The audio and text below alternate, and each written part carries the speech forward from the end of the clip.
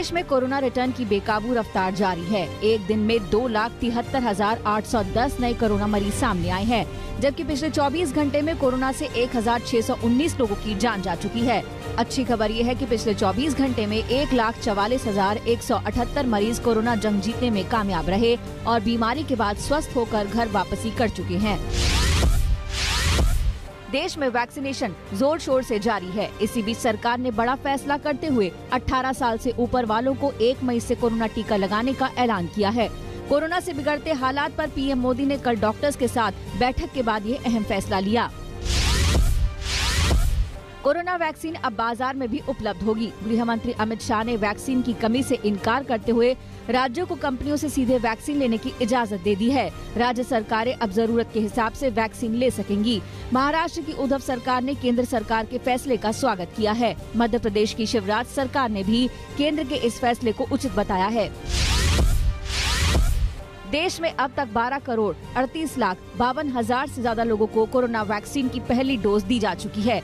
अच्छी खबर ये है कि विश्व स्वास्थ्य संगठन का आकलन है कि दुनिया कुछ महीनों में कोरोना महामारी पर काबू पा लेगी।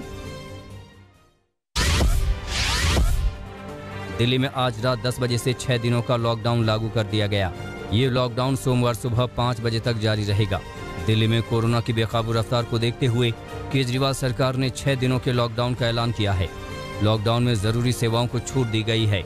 इस दौरान दिल्ली में मेट्रो और बस सेवा भी जारी रहेगी, लेकिन 50% यात्री ही इसमें सफर कर सकेंगे। दिल्ली में लॉकडाउन के ऐलान के बाद प्रवासी लोगों के पलायन का सिलसिला शुरू हो गया। दिल्ली के आनंद विहार कौशाम्बी बस अड्डे से यूपी और बिहार के दूर दराज शहरों के प्रवासी बड़ी संख्या में घरों को लौटने लगे। लॉकडाउन के ऐलान के दौरान अरविंद केजरीवाल ने प्रवासियों से शहर न छोड़ने की अपील की थी, लेकिन उनकी अपील का कोई असर दिखाई नहीं दिया और बड़ी संख्या में लोग अपने घरों को लौटने के लिए बस अड्डे पर पहुंच गए। दिल्ली में लॉकडाउन के बीच यूपी सरकार ने प्रदेश में लॉकडाउन लगाने से इनकार कर दिया है। दरअसल इलाहाबाद हाईकोर्ट ने सरकार को आदेश दिया था कि कोरोना के बढ़ते मामलों को देखते हुए लखनऊ, वाराणसी, कानपुर, प्रयागराज और गोरखपुर सहित इन 5 शहरों में लॉकडाउन लगाया जाए, जिसके बाद यूपी सरकार की ओर से दलील दी गई कि लोगों की जान बचाने के साथ साथ आजीविका बचाना भी जरूरी है। ऐसे में लॉकडाउन नहीं लगाया जा सकता है। 5 शहरों में लॉकडाउन के हाईकोर्ट के आदेश के खिलाफ यूपी सरकार सुप्रीम कोर्ट जा सकती है। देश के पूर्व प्रधानमंत्री डॉक्टर मनमोहन सिंह को कोरोना पॉजिटिव होने के बाद एम्स के ट्रोमा सेंटर में भर्ती कराया गया है। पीएम नरेंद्र मोदी, राहुल गांधी, अरविंद केजरीवाल, ममता बनर्जी और प्रियंका गांधी समेत कई नेताओं ने मनमोहन सिंह के जल्द स्वस्थ होने की कामना की है।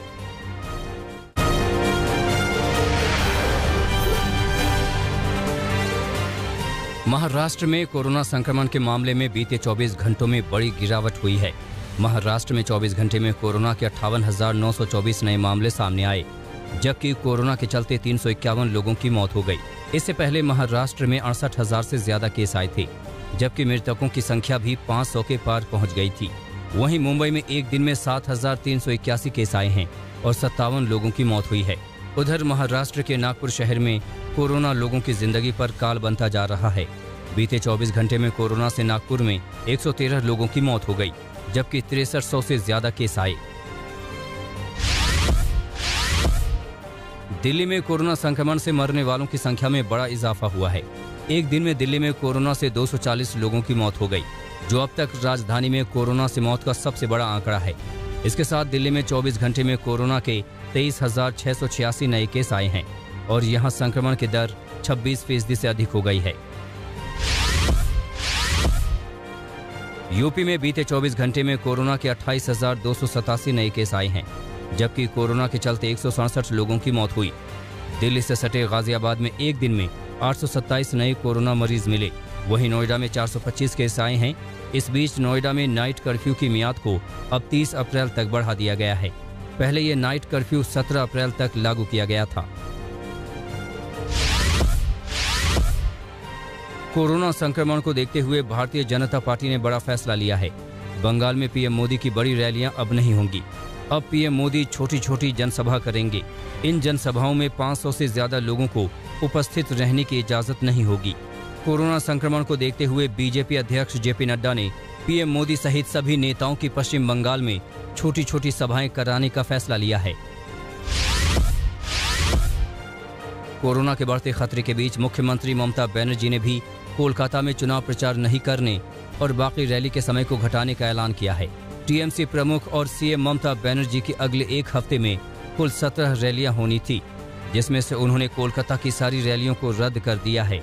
साथ ही बाकी रैलियों के समय को घटा दिया गया है। पश्चिम बंगाल में बाकी बचे 3 चरणों का चुनाव प्रचार जारी है। कोरोना काल में इस चुनाव प्रचार पर सवाल भी उठ रहे हैं। आज तक से खास बातचीत में गृह मंत्री अमित शाह ने कहा कि प्रचार को लेकर फैसला चुनाव आयोग को करना है।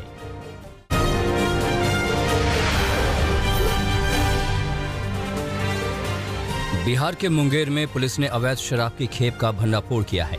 मामला संग्रामपुर थाना क्षेत्र का है। पुलिस को सूचना मिली थी कि एक ऑटो में शराब की खेप लाई जा रही है। पुलिस ने सूचना के आधार पर ऑटो को रुकवाकर जांच की तो पुलिस को शराब की 500 बोतलें मिली। पुलिस ने दोनों लोगों को गिरफ्तार किया है। पुलिस के मुताबिक ये अवैध शराब देवघर के रास्ते मुंगेर लाई जा रही थी। पुलिस दोनों आरोपियों से पूछताछ कर रही है। उत्तर प्रदेश के सुल्तानपुर में पंचायत चुनाव के दौरान 2 पक्षों में गोलीबारी की घटना सामने आई है। बताया जा रहा है कि कोरेभार थाना क्षेत्र के भटकौली रामपुर गांव में मतदान के दौरान एक पक्ष ने दूसरे पर फर्जी वोटिंग का आरोप लगाया। आरोपों के बाद दोनों पक्ष आपस में भिड़ गए, जिसमें से एक पक्ष ने गोलियां चलानी शुरू कर दी, जिसमें दोनों लोग गंभीर रूप से घायल हो गए। पुलिस पूरे मामले में अभी कुछ भी कहने से इनकार कर रही है। राजस्थान के बाड़मेर में नाबालिग के साथ गैंगरेप की घटना सामने आई है। मामला शिव इलाके का है। यहां आरोपियों ने नाबालिग का अपहरण किया और उससे गैंगरेप किया। आरोपियों ने गैंगरेप का वीडियो बनाकर वायरल भी कर दिया। पुलिस ने मामला दर्ज कर लिया है और आगे की कार्रवाई कर रही है। उत्तर प्रदेश के अमरोहा में पंचायत चुनाव के दौरान 2 गुटों में जमकर पत्थरबाजी और मारपीट हुई। मामला थान रजपुर के आरिफपुर माफी का है। तस्वीरों में आप देख सकते हैं कि कैसे 2 गुटों में जमकर लाठी डंडे चल रहे हैं। यहां एक दूसरे पर लाठी डंडे लाद घूंसों के साथ पत्थर भी बरसाए जा रहे हैं। बताया जा रहा है कि फर्जी वोटिंग को लेकर यहां बवाल बढ़ा और बवाल मारपीट में बदल गया। यहां हवाई फायरिंग भी की गई थी। पुलिस ने फायरिंग करने वाले एक शख्स को हिरासत में लिया है। यूपी के मेरठ में तमंचे पर डिस्को का वीडियो वायरल हुआ है। तस्वीरों में आप देख सकते हैं कि कैसे हथियार के साथ ये लोग नायक नहीं खलनायक हूं मैं की धुन पर हथियार की नुमाइश करके डांस कर रहे हैं। सोशल मीडिया पर जब ये वीडियो वायरल हुआ तो पुलिस सक्रिय हुई। पुलिस के मुताबिक ये एक गैंग के सदस्य हैं और कुछ रोज पहले इन लोगों ने सरेआम फायरिंग की थी। पुलिस ने लोगों से मदद मांगी है कि इन आरोपियों की तलाश में मदद करें। इनका नाम बताने वाले की पहचान गुप्त रखी जाएगी।